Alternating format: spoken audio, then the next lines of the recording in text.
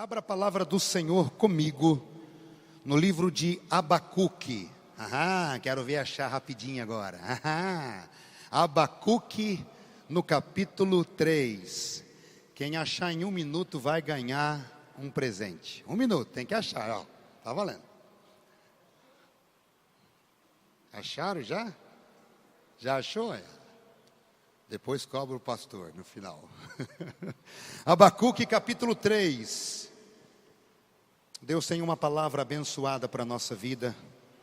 Uma palavra que vem vindo numa sequência. Pastor Marcelo ministrou uma palavra abençoadíssima no domingo retrasado. Foi isso? Domingo retrasado, né? Domingo passado também eu ministrei uma outra mensagem que ia na mesma sequência. E essa agora também. Abacuque no capítulo 3. A partir do versículo 17, um texto conhecidíssimo, um texto do qual você já ouviu inúmeras ministrações, mas é nesse texto que nessa noite Deus quer falar um pouquinho mais conosco. Amém? Quem achou diz amém, quem não achou diz misericórdia. Todo mundo achou? Que bom, que bênção, louvado seja o nome do Senhor. Abacuque capítulo 3, verso 17. O profeta vai dizer assim: ainda que a figueira não floresça, nem haja fruto na vide, o produto da oliveira minta, e os campos não produzam mantimento, as ovelhas sejam arrebatadas do aprisco, e nos currais não haja gado, todavia eu me alegro no Senhor, exulto no Deus da minha salvação.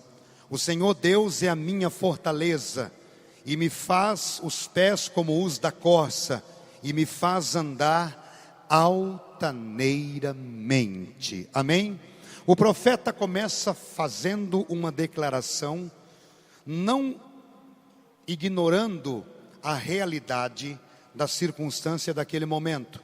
E ele começa a citar exemplos de caos, de destruição, de miséria, de falta de provisão.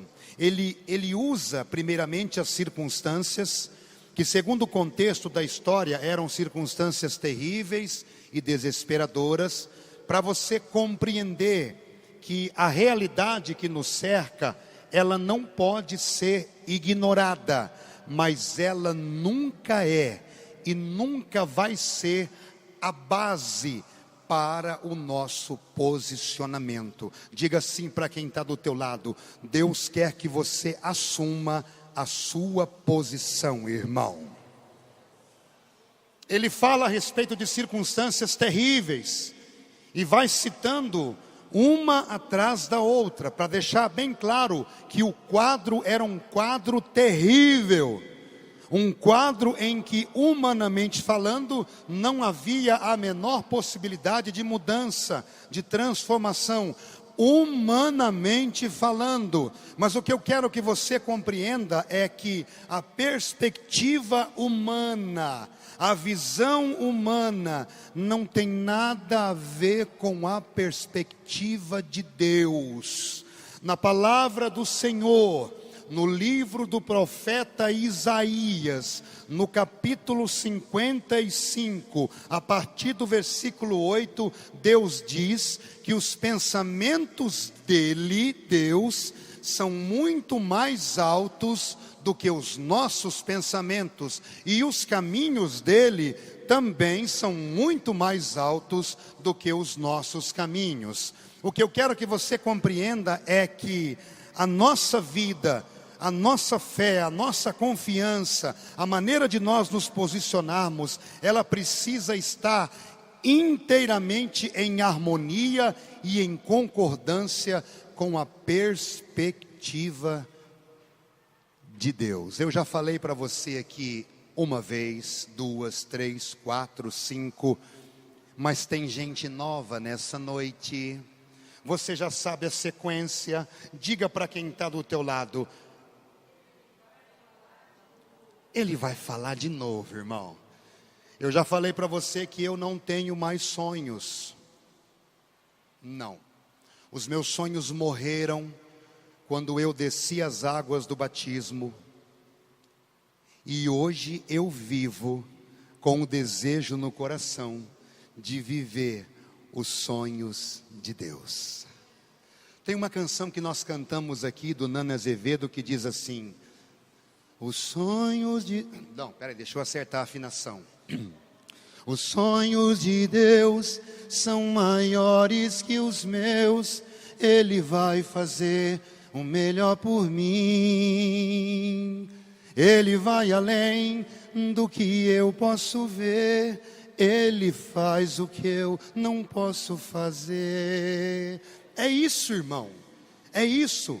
Viver a perspectiva de Deus e assumir um posicionamento sobre aquilo que Deus pensa.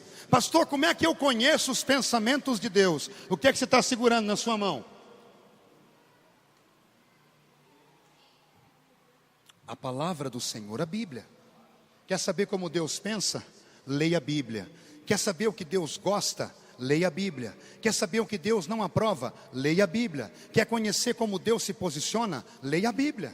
Por isso que na palavra do Senhor, no livro de Josué, no capítulo 1, Deus vai falar para um homem que estava para assumir a liderança de um povo imenso, um povo que havia dado muito trabalho para Moisés, e agora ele ia assumir a incumbência de levar esse povo a tomar posse da terra prometida, a terra de Canaã. Um homem chamado Josué. Deus diz para ele assim: não cesses de falar do livro desta lei, antes medita nela de dia e de noite, para que tenhas o cuidado de fazer tudo conforme nela está escrito. Então farás prosperar o teu caminho e serás bem sucedido. Josué capítulo 1 versículo 8, se não me falha a memória. Deus deu uma direção para ele: olha, se posiciona segundo a minha perspectiva, assuma uma condição, não ignorando as circunstâncias. Josué, quando levou o povo a marchar ao redor de Jericó, ele tinha noção de que as muralhas, humanamente falando, eram intransponíveis. Mas ele tinha também a certeza de que o Deus que fez a promessa que as muralhas iriam cair, é um Deus fiel, um Deus que não volta atrás. Na palavra do Senhor, no livro de Números, no capítulo 23, a Bíblia vai falar no verso 19, que Deus não é homem para que, nem filho do homem para que se arrependa. Porventura, tendo ele falado, não realizará, e tendo prometido, não cumprirá. Deus não falha. Deus, a palavra que ele libera, meu irmão, é uma palavra poderosa, uma palavra sobrenatural. A palavra sobrenatural, vamos soletrá-la: sobrenatural, algo que vai além do comum, além daquilo que é humano, algo inusitado, manifestações que muitas vezes nós ainda não vimos, mas vamos ver se nos posicionarmos sob a perspectiva de Deus. Diga sim para quem está do teu lado: abra os teus olhos para ver o que Deus vai fazer, irmão. Abra os teus olhos. Deus tem começado a derramar pequenas gotas de um tempo que Ele está trazendo para o nosso meio. Tempo de manifestações sobrenaturais. Essa canção que nós cantamos, Deus do sobrenatural, é assim que Deus quer se manifestar no nosso meio. Mas escute o que eu vou te falar. Antes da manifestação, Deus espera o posicionamento. Vou falar de novo. Antes da manifestação, Deus espera o posicionamento. Se você notar, se você meditar na palavra de Deus, você vai ver que de Gênesis a Apocalipse, sempre antes de Deus se manifestar, Ele liberava uma palavra de direcionamento. E à medida que aqueles que estavam envolvidos no contexto da história de Israel reagiam com fé e com obediência à palavra dada por Ele, o sobrenatural acontecia. Nunca antes, mas acontecia no momento do posicionamento. Vamos lá, Gênesis capítulo 22. Deus não sabia que Abraão era fiel? Deus não sabia que Abraão era um camarada que amava Ele acima de tudo? que amava a presença e a palavra dele. Mas no entanto Deus chega para Abraão e diz assim: Abraão, pega o teu filho, o teu único filho, o filho da promessa, o filho que você esperou durante anos e anos e anos, leva ele a um monte que eu vou te mostrar, e ali sacrifica-o em holocausto para mim. Você que é pai, você que é mãe, tente, eu estou falando para você tentar, porque você nunca vai conseguir vislumbrar o que a perspectiva humana do coração de Abraão viu naquele instante. Entregar o próprio filho, meu irmão do céu. Às vezes quando acontece algo com o Davi, dói em mim. E às vezes acontece coisas simples, mas dói em mim. Dói em mim. E Abraão pega, e o incrível e o maravilhoso é que quem ama a Deus pergunta, mas assim, pergunta bem suave, para não assustar, pergunta bem baixinho para a pessoa que está do teu lado, pergunta assim, ó, bem baixinho, fala assim, ó, bem baixinho, quer ver, ó, bem baixo, fala assim, ó, você ama a Deus?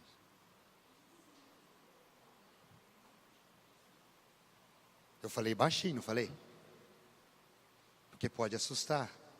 Pergunta para quem está do teu lado: irmão, você ama a Deus, não ama? Pergunta aí. Você ama a Deus? Pois é, o amor que chama a atenção de Deus é um amor evidenciado. Não é um amor que é apenas expressado por palavras, porque senão se torna um amor blá blá blá. O amor blá blá blá, qualquer um pode muito bem ministrar. Agora o amor, Jesus nos amou tanto, Deus nos amou tanto e de uma tal maneira que levou Jesus a se entregar na cruz do Calvário. Um amor com demonstração. O que Deus espera da minha parte é isso. Um amor evidenciado por atitudes. Abraão levantou bem cedinho, bem cedo, de madrugada. Pegou o menino, juntou todos os apetrechos para o sacrifício e foi subindo. Irmão, eu imagino cada passo que Abraão dava. Cada passo que ele dava, o coração dele ia se dilacerando. E ele ia andando e sabendo, vai chegar o lugar. Vai chegar o lugar do sacrifício. Mas aí, irmão, é aí que eu falo para você, que a declaração de Abacuque mostra bem claro como uma descendência, uma geração é impactada por um exemplo, por uma disposição de acreditar. O que Abraão fez chegou até o profeta Abacuque e chegou até mim, até você. Por isso que Abraão é chamado o pai da fé. Por isso que o nome dele foi mudado de Abrão para Abraão, que significa pai de multidões. Eu e você somos descendência de Abraão, porque temos nele a inspiração de uma fé que tira os olhos do natural e acredita no sobrenatural, na perspectiva de Deus. Abraão começa a subir o monte, só que antes ele deixa bem claro que a partir do momento que ele começou a subida do monte, ele assumiu no espírito dele a perspectiva de Deus. Ele se vira para os seus criados e fala assim: vocês fiquem aqui, porque eu e o menino, nós vamos subir o monte, nós vamos adorar a Deus lá em cima, nós vamos sacrificar ao Senhor, e depois, eu e ele, nós vamos voltar. Ele ia matar o menino, gente. No entanto, ele estava profetizando que ele e o menino iriam voltar. Por quê? Porque quem acredita em Deus e na palavra dele, tem a certeza de que de alguma forma Deus vai se manifestar. Você viu o que aconteceu com a Graça e com o Zé Roberto a respeito da menina? Sabe por que aconteceu? Porque eles assumiram uma condição. A menina estava internada no hospital, e eles vieram aqui na reunião de oração. Pastor, eles não podiam ficar lá? Podia, mas vieram os dois aqui. Quando os dois chegaram aqui, que ela começou a chorar, ela começou a chorar aqui, e ela me contou baixinho ali. Eu vim aqui assim, eu falei assim, aqui na mesa, eu falei assim, é glória de Deus. Eu falei, é glória. E eu me lembro que Deus deu uma direção para os dois, né? Deus usou a minha vida e usou a vida daquele moço ali, ó, para falar para ela que era só um vento. Deus falou assim, ó, não te preocupas, é só um vento. É só um vento. Mas por causa do poder, ela veio aqui, gente, chorar na presença de Deus. A filha estava internada lá. Pastor, quem ficou lá com a menina? Deus. Ela veio aqui chorar. E por causa disso eu falei, é glória de Deus, não tem jeito. Não tem jeito. Porque Deus é fiel, irmão. Deus é fiel. Quando você se volta para Ele, Ele se volta para você. Quando você compreende a vontade dEle, Ele passa a compreender as tuas necessidades e se volta para elas como um Deus provedor, um Deus supridor, mas por causa de um posicionamento. Abraão levou o menino, colocou ele sobre o altar. Quando ele pegou a faca e levantou para descer sobre o menino, o anjo de Deus falou assim, Abraão, eu já percebi que você é alguém que prioriza a minha vontade acima de qualquer outra coisa. Não faça nada, eu estou usando a minha linguagem para você entender. Não faça nada em relação ao menino. E aí Abraão olhou para o lado, viu um cordeiro enganchado nos ramos de árvores. Deus proveu o sacrifício no lugar do menino, por causa de um posicionamento, irmão. Por causa de um posicionamento. Abacuque está dizendo, olha, todas as circunstâncias são contrárias. Humanamente falando, não tem como mudar. Mas Abacuque fala assim, todavia, eu me alegrarei no Senhor.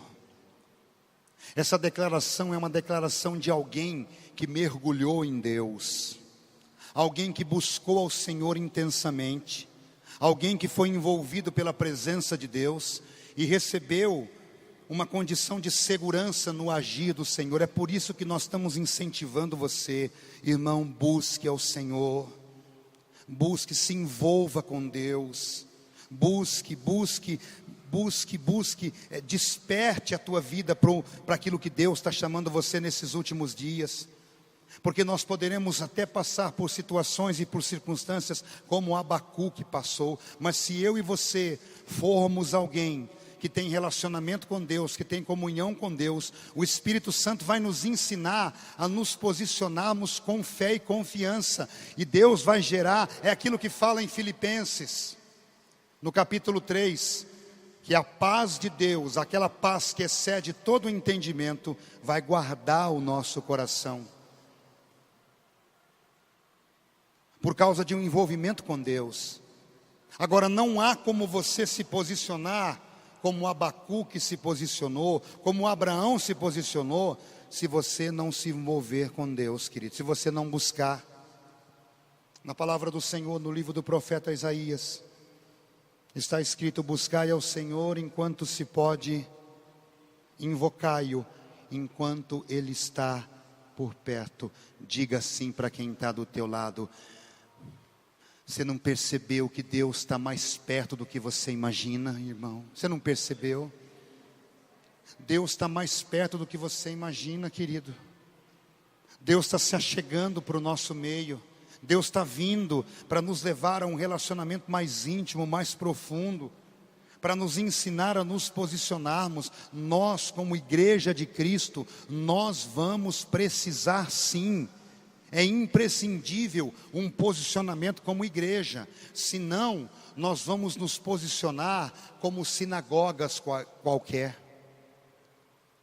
Quando Jesus chegou em Israel, Jesus se decepcionou, porque ele encontrou inúmeras sinagogas, mas não encontrou nenhuma igreja de Deus.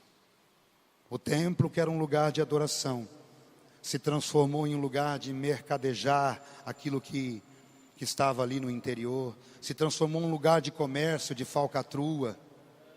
E escuta o que eu vou te falar, eu não vou falar citando nomes, nem fazendo nenhuma referência, mas eu tenho que falar. Eu preciso falar, meu irmão. Eu preciso falar. Existem inúmeros lugares que foram escolhidos e levantados por Deus, mas que estão perdendo a essência do verdadeiro relacionamento com o Senhor, a essência daquilo que realmente Deus quer, uma adoração com intimidade, uma adoração que é parte de um envolvimento, de uma paixão incessante que queima no coração daqueles que buscam a Ele. Porque quando nós nos posicionamos assim, Deus nos sustenta, Ele nos fortalece, e nós somos capazes de passar por situações que uma pessoa comum não passa. Não porque sejamos melhores do que qualquer outra pessoa, não, mas por causa da nossa escolha, do nosso posicionamento, da decisão de verdadeiramente priorizarmos aquilo que Deus fala. E na maioria das vezes Deus vai permitir que essas situações se apresentem diante de nós.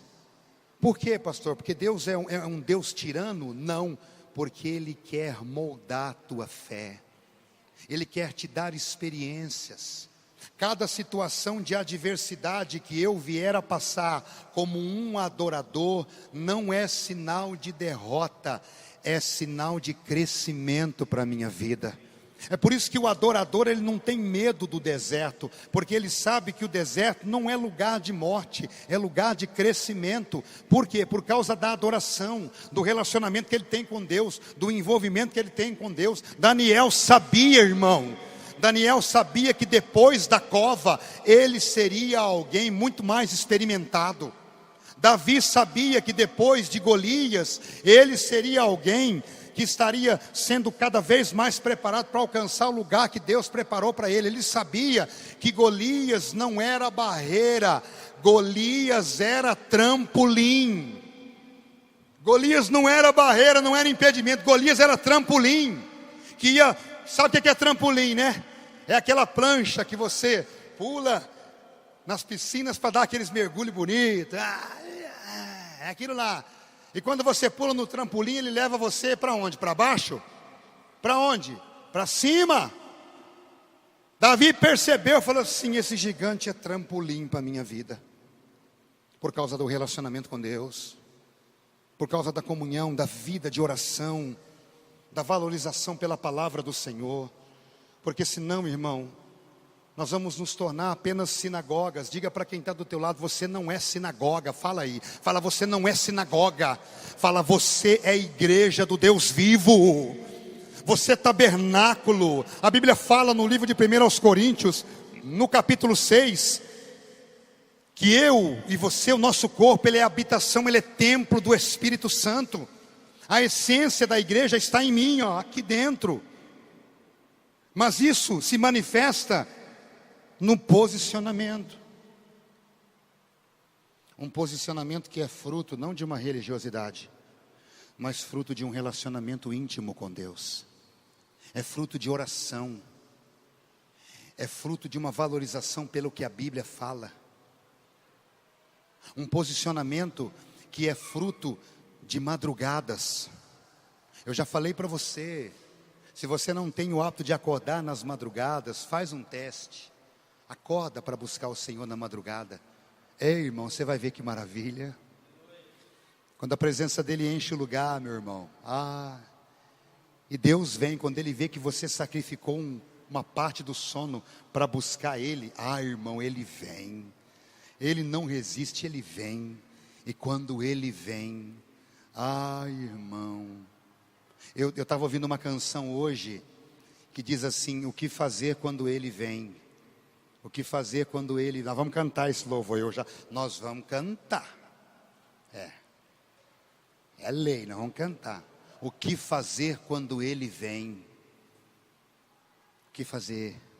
Porque nesse momento, a perspectiva humana sai de cena.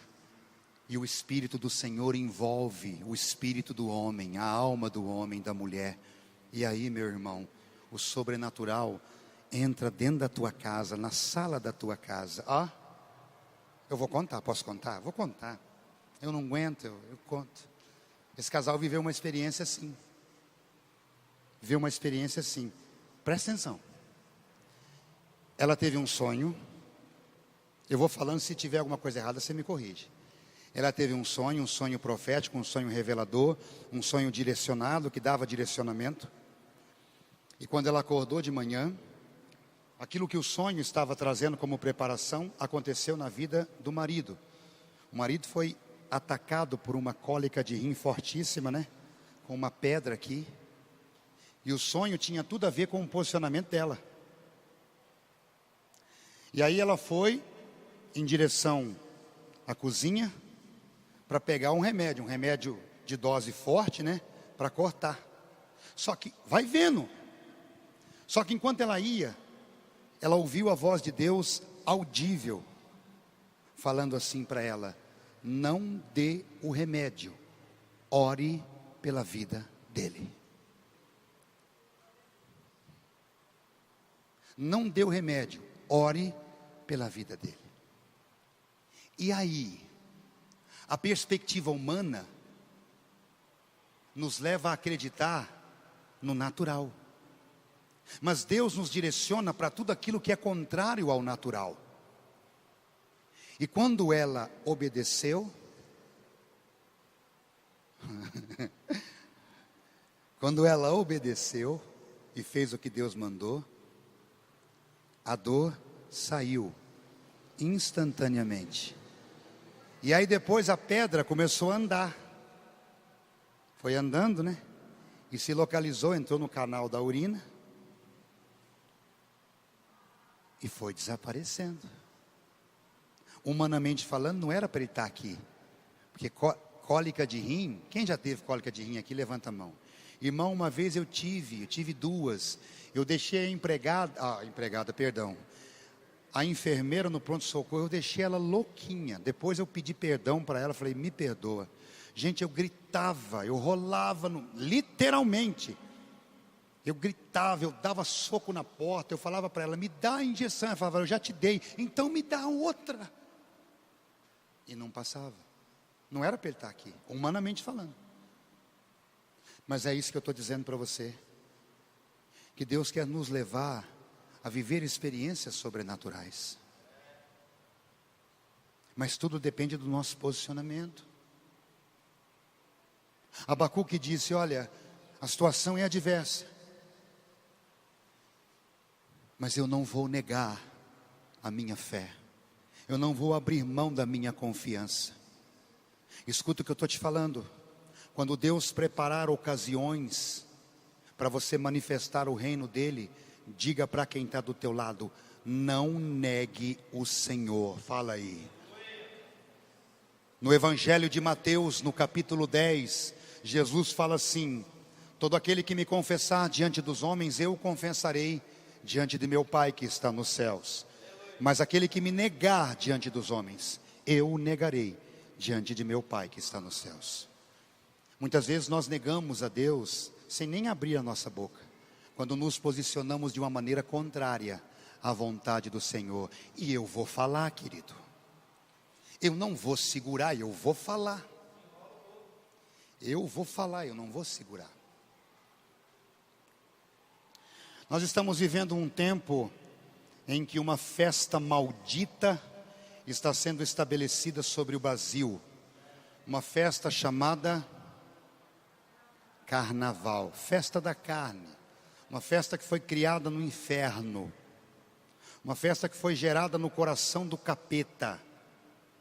E nós que somos cristãos, nós não temos nada a ver com isso. Mas por incrível que pareça, o que você mais vê hoje em dia são pessoas que frequentam igrejas. Eu não vou chamar nem de cristão, mas frequentadores de igrejas que vão no carnaval.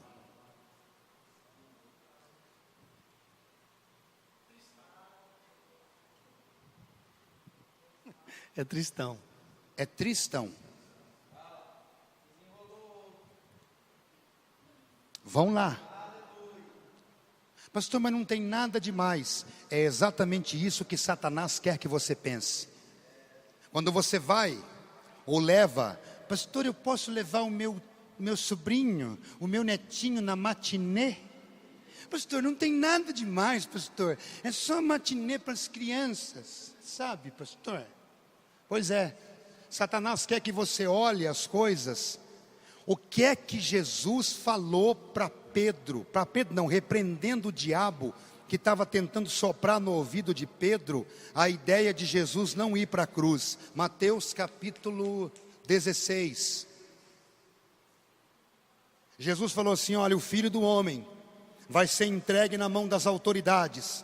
Ele vai ser julgado, vai ser preso, vai ser espancado, escarnecido, vai ser crucificado e vai ressuscitar ao terceiro dia. Satanás encostou em Pedro e falou assim: não, Pedro, ele não pode, não, tadinho dele, não. E aí Pedro, olhando a perspectiva humana, porque o que Satanás quer fazer é isso. O que o diabo mais quer é que você fique preso a uma perspectiva humana, comum e natural. Porque o mundo inteiro está envolvido pelo maligno. 1 João capítulo 5, verso 19. Ele quer que você pense como o mundo, veja como o mundo, se posicione de uma forma natural como o mundo. Porque aí, aquilo que é espiritual você não vai perceber, você não vai notar. E aí você não vai combater as ações dele, porque assim como Deus é um espírito, o diabo também é. E aí Jesus se volta para Pedro, mas repreende Satanás e fala assim, ó, arreda Satanás. Aí olha o que Jesus vai falar. Porque você, ele está falando para o diabo, porque você não cogita nas coisas de Deus, mas sim nas dos homens. O diabo quer levar você a pensar como um homem natural.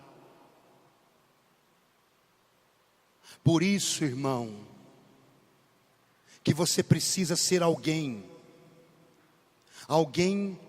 que ainda habita em um corpo humano, mas alguém que é regido totalmente pelo Espírito do Senhor Jeová. No livro de 1 aos Coríntios, no capítulo 6, Paulo diz assim: aquele que se une ao Senhor torna-se um espírito com Ele. Eu habito dentro de uma casca humana, mas eu sou alguém movido pelo meu interior. Segundo aos Coríntios capítulo 4, verso 16, Paulo diz assim: ainda que o meu homem exterior, isso aqui ó, se corrompa, contudo o meu homem interior se renova dia após dia. Quando o teu homem interior é... E como é, pastor, que o homem interior é renovado? Com oração, com jejum, com Bíblia, com comparecimento nos cultos. Quem está sendo alimentado agora é o teu homem interior. É assim que ele se alimenta.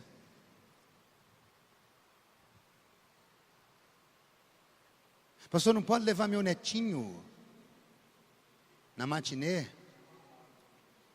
Você leva ele, não vai acontecer nada no primeiro momento. Só que o diabo olha lá na frente. Ele cria uma legalidade para o futuro da criança, lá na frente. Eu me lembro que quando começou aquele negócio daquele conjunto lá que dançava o negócio da garrafa, como é que é o nome?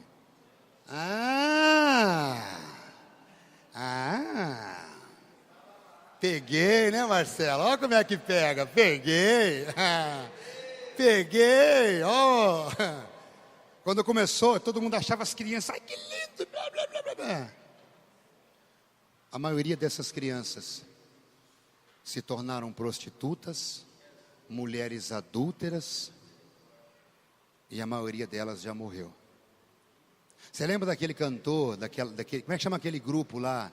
Aquele grupo que fazia umas músicas cheias de sátira, de zombação, como é que chama? Mamonas Assassinas. Você viu como é que eles morreram? Você sabia que antes de acontecer o acidente, Deus levantou um profeta? O moço, o rapaz, o cantor, o vocalista, era um cara que estava dentro da igreja de Deus. Ele tinha o dom de tocar qualquer instrumento ele tocava. Guitarra, bateria, violão, baixo, contrabaixo, flauta. Naquele tempo não tinha carrom, né? Não tinha carrom, mas se tivesse ele tocava também. Sem nunca ter feito aula, era um dom de Deus. Mas aí se afastou da igreja. Foi atrás do sucesso. Antes de acontecer um acidente, Deus levantou um profeta que foi até ele. E falou: olha, Dinho, volta para Jesus, volta para Deus. Ele virou para o profeta e falou assim: eu não preciso de Deus. Deus não pode me dar aquilo que eu estou ganhando no mundo. E uma semana depois, você sabe o que aconteceu. Querido, existem situações que o nosso inimigo não olha aqui, ele olha lá na frente. Por isso, esse negócio de carnaval não tem nada a ver com você. Não tem nada a ver. Não faz parte da sua vida. Não é para você. Ah, pastor, mas eu não vejo assim.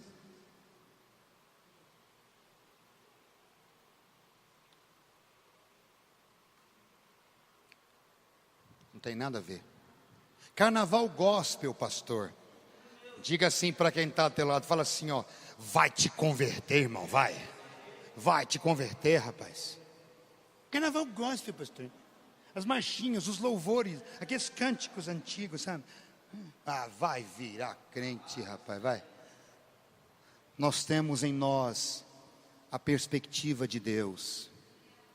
Ainda que a figueira não floresça, ainda que não haja fruto na videira, ainda que o produto da oliveira minta, ainda que não haja ovelhas nos currais, todavia, eu me alegrarei no Senhor, exultarei no Deus da minha salvação. Aí ele vai falar: o Senhor é a minha fortaleza, Deus é o meu refúgio. No Salmo 57, Davi faz uma das declarações mais lindas, e eu tive que viver isso aí. No momento difícil, Davi fala assim, ó: tem misericórdia, Salmo 57, tem misericórdia de mim, ó Deus, tem misericórdia de mim. Aí ele vai falar no versículo 2: à sombra das tuas asas me abrigo, até que passem as calamidades. Os momentos difíceis da nossa vida são para nós nos achegarmos para debaixo das asas do Senhor. Você já viu a galinha? A galinha quando vai chover? Quando vai chover, ela procura os pintinhos dela, ela abre as asas assim, ó, e fica na chuva, mas ela abre as asas e faz assim, ó. Olha a cara dramática do pastor. Cara de galinha.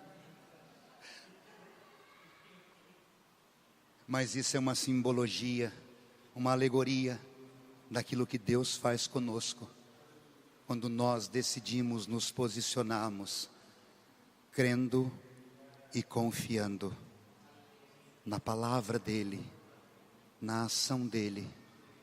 Aquele que fez a promessa é fiel.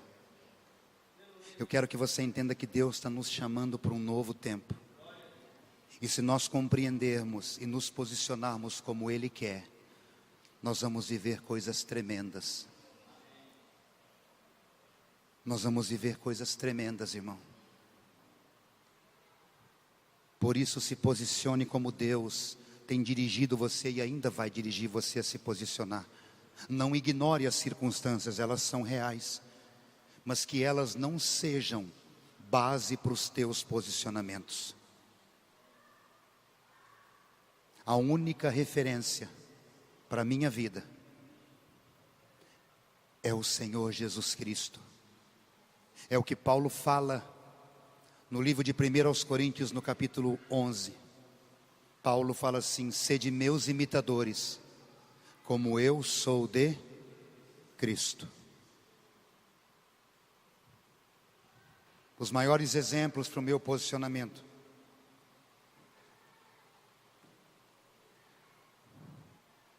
estão aqui e estão na minha comunhão com Deus, no meu envolvimento com Deus. A maior referência sempre vai ser essa.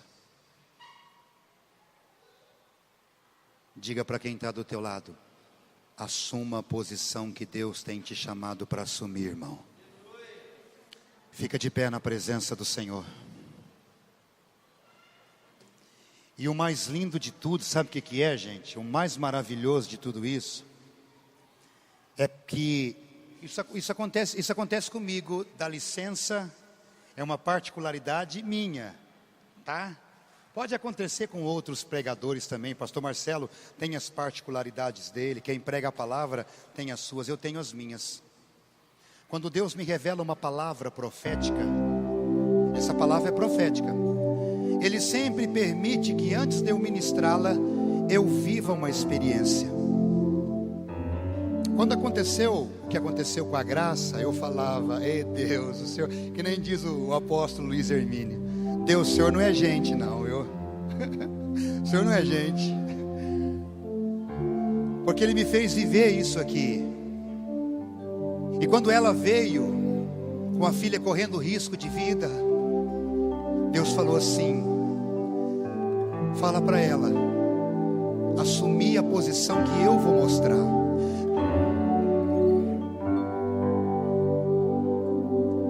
Eu já contei desse casal aqui, não já contei? Mas diga para quem está do teu lado, você já sabe, fala aí. Eu vou falar de novo. Esse casal chegou em mim. Eles eram novos convertidos. Ele havia sido dispensado da empresa, estava cheio de dívida. O acerto que ele ia receber não ia dar nem para pagar as contas. E aí, ele veio falar, os dois vieram falar para mim: pastor, o que é que eu faço? Eu falei: e agora, Deus? Eu lembrei da passagem de 2 Reis, quando Eliseu falou para a viúva assim: ó, você tem só um pouquinho de farinha e um pouquinho de óleo? Faz o bolo que você vai fazer, a última refeição para o seu filho e para você, mas primeiro, faz para mim. Eu falei: Deus, é isso mesmo? Eu falei assim: ó, você vai receber o teu acerto, você vai separar o dízimo e a oferta, você vai entregar na casa do teu Deus. E eu avisei ele, falei assim: na hora que você estiver entregando vai doer, porque você vai lembrar das contas. O Espírito Santo faz isso, irmão, para ele lembrar você que está custando, que nem a viúva das 2 moedinhas, custa. Aí ele veio e depositou.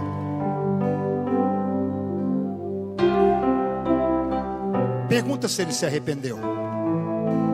Trabalha hoje numa empresa muito bem conceituada. Deus abriu porta de emprego para ela também. Está com um veículo novinho, lindo lá fora. Vida abençoada. Deus abriu a porta de emprego para o filho. O filho está sendo bem sucedido no emprego. Mas profeta é assim, irmão. Profeta é você levar a pessoa a tirar a perspectiva do natural e levar ela a acreditar no sobrenatural, mesmo que ela fique com raiva de você. É que nem Eliseu falou para Naamã: Naamã, mergulha 7 vezes no Rio Jordão. Naamã ficou brabo. Eu já profetizei para pessoas que no primeiro momento queriam bater em mim, mas depois viram a glória de Deus. Depois viram a glória de Deus. Irmão, a igreja precisa viver isso, levar a perspectiva de Deus para o mundo lá fora. Você precisa se posicionar, porque Deus vai levar você a atrair outras pessoas para se posicionarem como você diante de Deus e terem a vida transformada por causa do teu exemplo. Mas você tem que assumir. Assuma a condição de alguém que depende dele. E depender dele é perseverar em fazer a vontade dele, mesmo quando nós não temos nenhum sinal, nenhuma evidência. Qual é a certeza? De que Deus é fiel, irmão. Fecha os teus olhos, levante as suas mãos. Aleluia, fecha os teus olhos. Aleluia.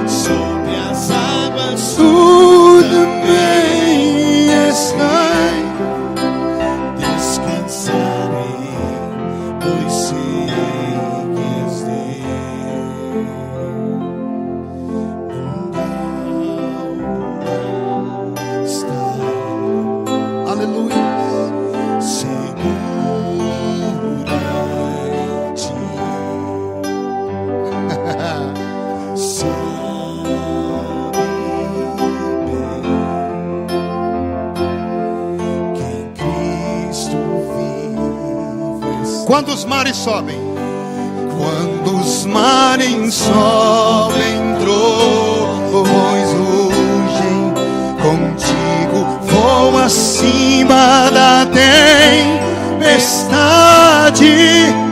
Pai, tu és o rei sobre os mares, descansarei, pois se o trovão e o mar, vai. se o trovão e o mar seguindo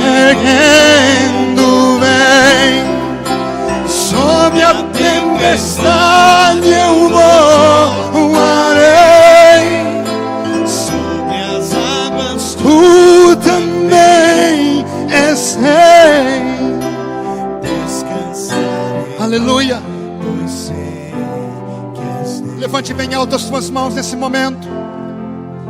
Deus, em o nome de Jesus, como tua igreja, como o povo que se chama pelo teu nome, como teus filhos e tuas filhas, Senhor, nós te pedimos que pelo poder do teu Espírito Santo, Ele nos leve a nos posicionarmos em fé, em obediência, em submissão à tua palavra, ao direcionamento que o Senhor tem nos dado e ainda vai nos dar. Pai, que nós sejamos a cada dia um povo que não ignora as circunstâncias, mas que não toma elas como referência. Que a maior referência para a nossa vida seja a tua palavra, seja o evangelho do Senhor Jesus, seja a revelação profética que o Senhor tem trazido e há de trazer ao teu povo, à tua igreja. Nós queremos assumir a condição de filhos e filhas que conhecem o Pai, que ouvem a voz do Pai, que priorizam o conselho do Pai e que se posicionam mediante aquilo que o Pai declara. Que assim seja, Deus, na nossa vida e no nosso viver, para que o teu nome seja glorificado, Deus, em nome de Jesus. Você pode aplaudir o Senhor nesse lugar.